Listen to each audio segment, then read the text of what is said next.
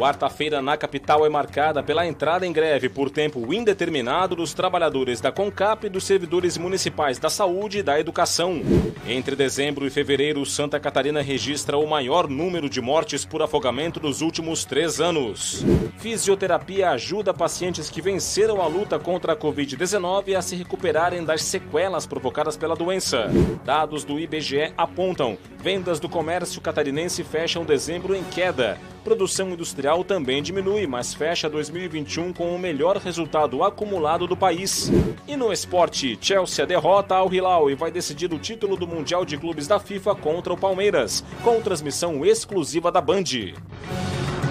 Está no ar o Band Cidade com Rodrigo Cardoso. Olá, uma boa noite para você. A gente abre o Band Cidade hoje com a greve dos trabalhadores da CONCAP, a autarquia que é responsável pela limpeza urbana e pelo recolhimento de resíduos sólidos aqui na capital do estado. A decisão foi tomada na manhã de hoje e o repórter João Paulo Cardoso tem as informações. A greve dos trabalhadores da Companhia de Melhoramento da Capital, a CONCAP, é por tempo indeterminado. A decisão foi tomada em uma assembleia hoje cedo. Os motivos alegados pelos trabalhadores são a terceirização da coleta. Eles são contra essa terceirização. Eles alegam também que há precarização da limpeza de Florianópolis e também eles estão ainda defendendo o acordo coletivo. Eles dizem que a categoria está discutindo a database desde novembro, mas a prefeitura ainda não atendeu cláusulas como a garantia de emprego e a proibição das terceirizações. Além disso, o concurso público, que já tinha data e local para acontecer, foi cancelado. A assessoria da Prefeitura de Florianópolis informou, por nota, que todos os salários, bem como os acordos com a CONCAP, estão em dia e que a greve, mais uma vez, é ilegal. Ainda segundo a assessoria do município, já está buscando empresas para cobrir as regiões atendidas pela CONCAP. O norte da ilha e o continente, como já são atendidos por empresas privadas, seguem com o serviço normal de coleta. João Paulo Cardoso, de Florianópolis, para o Band Cidade. E hoje à tarde, trabalhadores da Prefeitura de Florianópolis também decidiram entrar em greve. Durante uma assembleia comandada pelo Sindicato dos Trabalhadores Públicos Municipais, na Praça Tancredo Neves, no centro da capital, os servidores da saúde, da assistência social e da educação aqui na capital decidiram pela entrada em greve por tempo indeterminado.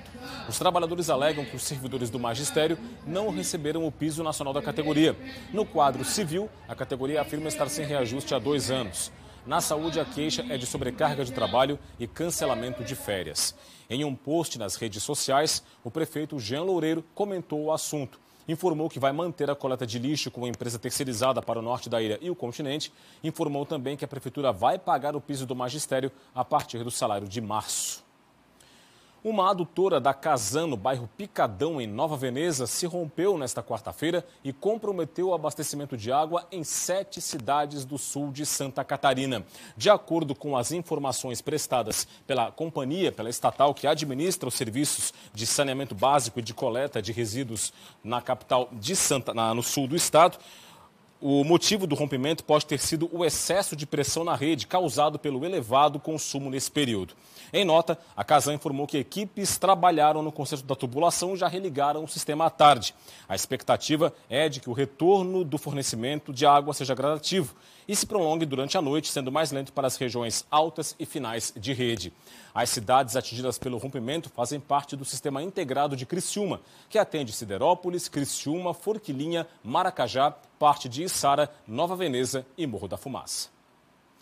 A Polícia Rodoviária Federal apreendeu armas e munições e recuperou um carro roubado na BR-101. Foi em Araquari, no norte do estado. Durante a fiscalização, os policiais rodoviários federais abordaram um carro que não obedeceu a ordem de parada e fugiu. Em seguida, o veículo saiu da pista. Motorista e passageiro tentaram escapar a pé. Um deles, um adolescente de 15 anos, foi apreendido. Dentro do carro estavam 2 pistolas 9mm, 7 carregadores e 114 munições. O carro tinha registro de furto ou roubo em Almirante Tamandaré, no Paraná, e circulava com placas clonadas. A Polícia Civil deflagrou hoje a Operação Redenção 2. O alvo foi o combate ao tráfico de drogas na comunidade da Vila Formosa, em São José, Grande Florianópolis. Os policiais prenderam um dos líderes do tráfico na comunidade, um homem de 28 anos de idade, envolvido com homicídios e tentativas de homicídio na região. Também foram cumpridos mandados de busca e apreensão. Foram apreendidas 3 pistolas, munições, drogas e uma balança de precisão. Essa ação foi sequência de uma operação, a Operação Redenção, deflagrada no início deste ano, que prendeu 4 pessoas na mesma Vila Formosa.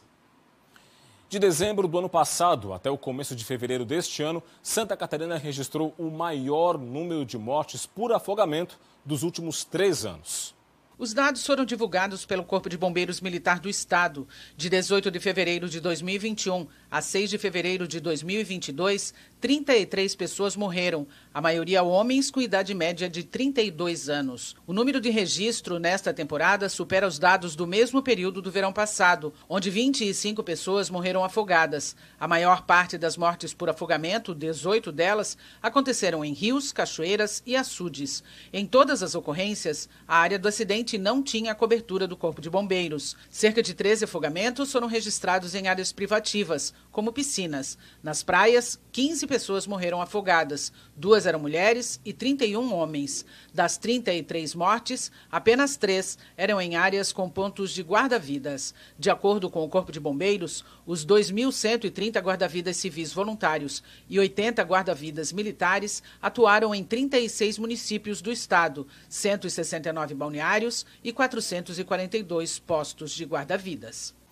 Vamos falar agora de política. O MDB esteve reunido e decidiu manter as prévias para o dia 19 de fevereiro, daqui a 2 sábados. É assunto para a nossa primeira conversa aqui no Band Cidade com o Roberto Azevedo. Tudo bem, Roberto? Boa noite. Boa noite, Rodrigo, e boa noite para você que nos assiste. Essa decisão do MDB, Roberto, é definitiva? Não, está longe disso. Né? O MDB decidiu não decidir. O que aconteceu hoje? A bancada estadual, prefeitos, a maioria, 94 dos 96 prefeitos do MDB eleitos em Santa Catarina, fora os 30 vice, querem a não realização das prévias. Querem acabar com as prévias. E querem que o governador Carlos Moisés da Silva entre no partido, se filie no partido, ou que o partido esteja no projeto de reeleição do governador Carlos Moisés da Silva. Uma minoria no partido, dá para contar assim, 10 ou 15% do partido, quer as prévias. Quer as prévias por entender que tem que ter um candidato próprio. Mas, olha, se Moisés se filiar ao MDB, ele será o candidato próprio do partido. Terá o número do partido na frente na urna eletrônica. O problema não é esse. É uma queda de braço ou um cabo de guerra que envolve o presidente estadual do MDB, o deputado federal Celso Maldaner, profundamente enraizado num acordo com o prefeito de Jaraguá do Sul, Antídio Lunelli, um dos pré-candidatos, que está bastante chamuscado com denúncias que estão sendo feitas contra ele, que não cabe discorrer agora, ou o senador Dário Berger, que está ali quietinho, colocando a cabeça para o lado da coluna e não aparecendo ainda como um desistente do partido, alguém que vai para o PSB, como se falava antes. Resultado prático, o MDB não sabe o que faz. O presidente do partido comprou a briga, não quer sair do lugar e o restante da sigla quer que as prévias não se realizem. Tem um novo encontro marcado para o dia 12 de fevereiro, portanto, este sábado, para decidir se vai ou não vai acontecer. Aliás, a decisão só não saiu hoje porque Dário Berger não estava presente. Estava em Brasília numa agenda do Congresso. Daqui a pouco eu volto com mais comentário aqui no Band Cidade. O assunto agora é a pandemia de Covid-19. 23 pessoas perderam a vida entre ontem e hoje aqui no estado, vítimas do coronavírus. Os dados aqui no telão mostram que chegou a 20.876 o total de mortes provocadas pela doença desde o início da pandemia. Mais um dia de números altos em casos confirmados, foram 9.057 de ontem para hoje. O total chegou a 1.520.112. com 1.447.481 pacientes recuperados da contaminação e 51.755 casos ativos, pacientes ainda em acompanhamento. 72,93% é a ocupação de leitos de UTI adulto Covid no estado, com 121 leitos vagos atualmente. A vacinação está da seguinte maneira, de novo aqui no telão, com os dados do vacinômetro estadual. São quase 13 milhões ou melhor dizendo, quase 12 milhões e 800 mil doses aplicadas aqui em Santa Catarina até o momento, 81,55% dos catarinenses já receberam pelo menos uma dose da vacina contra a Covid-19, 74,51% estão com o esquema vacinal completo em Santa Catarina e já foram aplicadas 1.430.950 doses de vacinas contra a Covid-19 até o momento, doses de reforço aqui em Santa Catarina. Pois é, e apesar de o coronavírus causar sintomas brandos na maior parte das pessoas, muita gente enfrenta consequências graves e acaba tendo que ser hospitalizada. Para esses pacientes, os problemas, infelizmente, não acabam quando o vírus some do organismo. A fisioterapia tem um papel muito importante na reabilitação do paciente depois da infecção pelo coronavírus. Através de técnicas e exercícios, o paciente melhora a qualidade de vida. Como a doença pode deixar sintomas e sequelas de longo prazo, a reabilitação é contínua.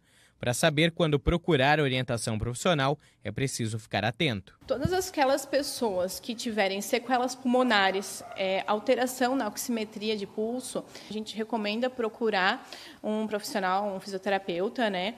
Falta de ar frequente, cansaço excessivo, às vezes não consegue andar daqui até ali na porta, que já sente um cansaço extremo. Pacientes que foram internados podem sair do hospital com sequelas neurológicas, musculares e cardíacas, além de dores nas articulações. A lista dos problemas é bem variada. Aqui nessa clínica de fisioterapia em Rio do Oeste, por exemplo, eles já atenderam alguns pacientes que tiveram sequelas por conta da Covid-19.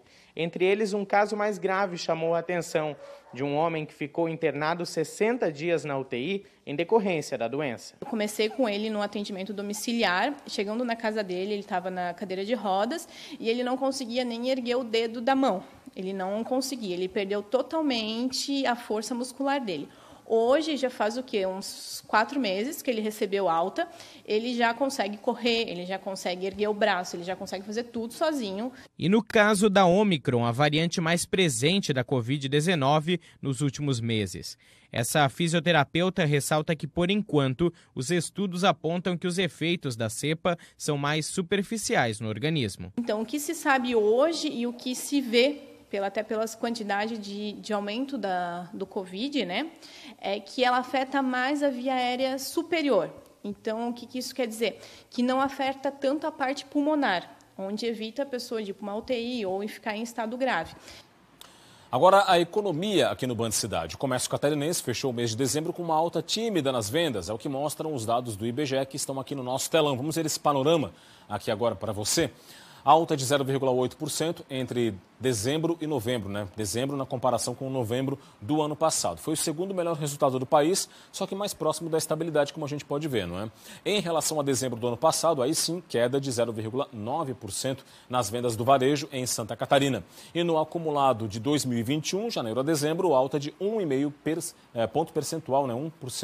1,5% na comparação aí com janeiro a dezembro de 2020. Vamos ver o varejo ampliado? O varejo ampliado inclui os setores de veículos e também de materiais de construção.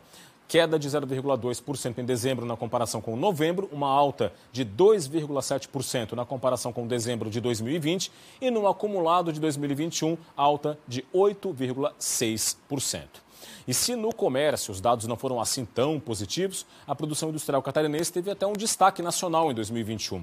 O estado teve o melhor desempenho do país, segundo o IBGE. Vamos voltar então aqui ao telão para conferir os dados. Olha só, em dezembro, olha só, teve queda, né? Teve queda de 2,7% na comparação com novembro na produção da indústria catarinense. Foi o pior desempenho entre os estados pesquisados pelo IBGE. Na comparação com dezembro de 2020, tombo de 10,1%, também não foi nada bom o desempenho, foi o terceiro pior resultado do país. Apesar destes números negativos, a produção industrial catarinense fechou 2021 com o melhor desempenho do país. Está aqui, 10,3%, bem acima da média nacional de 3,9%. E de acordo com o IBGE, o destaque catarinense em 2021 foi a área do vestuário, com crescimento na produção de camisas, blusas e vestidos femininos de malha. Outro setor que se destacou foi o de metalurgia, com alta nos artefatos e nas peças de ferro fundido. A quinta-feira vai ter maior tempo firme, né, na maior parte das regiões do estado. Você confere agora os detalhes na previsão do tempo.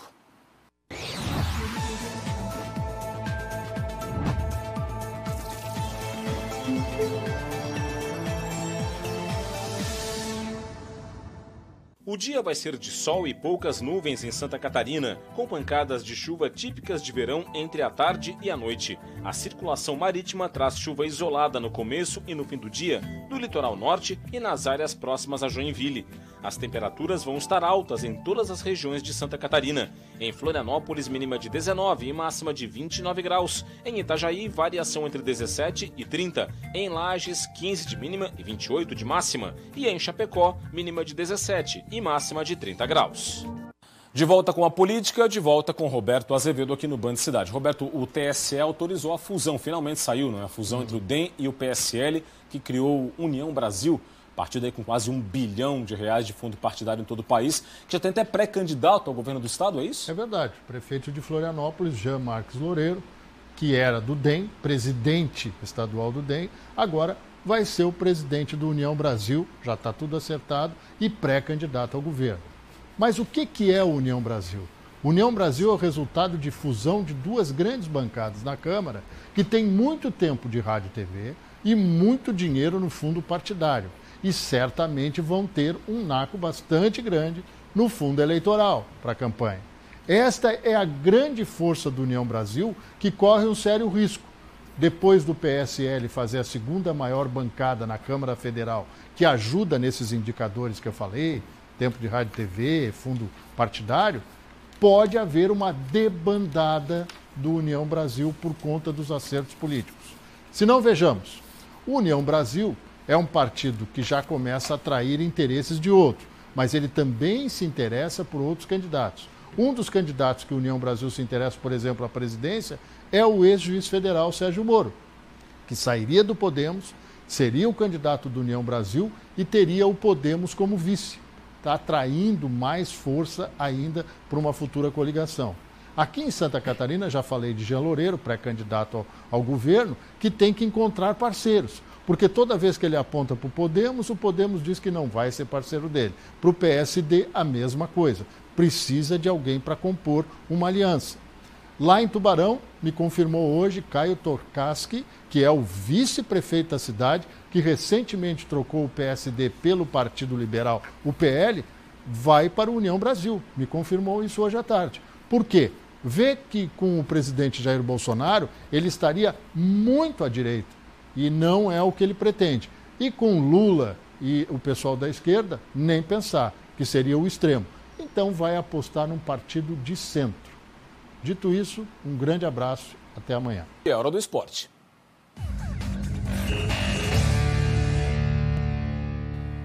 No Mundial de Clubes da FIFA, com transmissão exclusiva da Band, o Chelsea vai enfrentar o Palmeiras na final no próximo sábado. Veja.